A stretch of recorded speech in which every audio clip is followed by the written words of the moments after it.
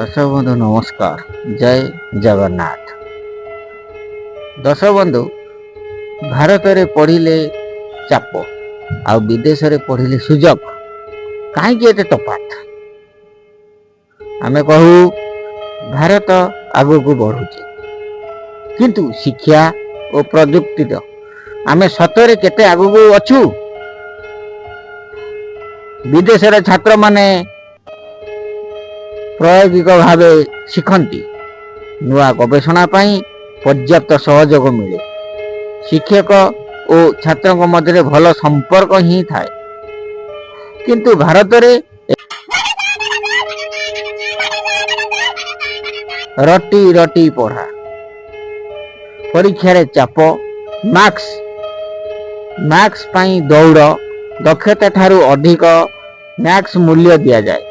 प्रजुक्तिर तफात केते 60 रु 100% यानी कि 100%। अमेरिका, जापान, चीन भली देश कृत्रिम बुद्धिमत्ता, रोबोटिक्स, अंतरिक्ष विज्ञान रे द्रुत गति आग को बढ़ुची। भारत मध्य उन्नति करुची किंतु ग्रामीण अंचल एबे भी मध्य मौलिक प्रजुक्ति सुविधा सबुठारे पहुंची नहीं। आमर अनेक प्रतिभाशाली छात्र वैज्ञानिक विदेश को जाउछन। उन्नति गवेषणा केंद्र, भल दरमा, सेठारे तांकर प्रतिभार उचित मूल्य मिलुଛି।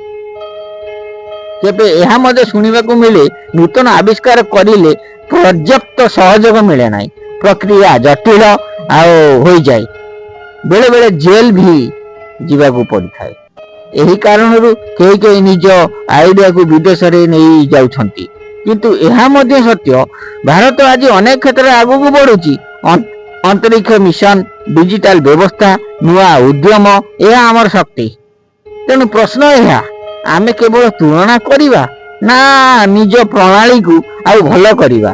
तुमर मत कौन? शिक्षा और प्रजुक्ति रे भारत केमिति आगू जाउची, बढ़ी पाइबो? कमेंट निश्चिंत लिखिए।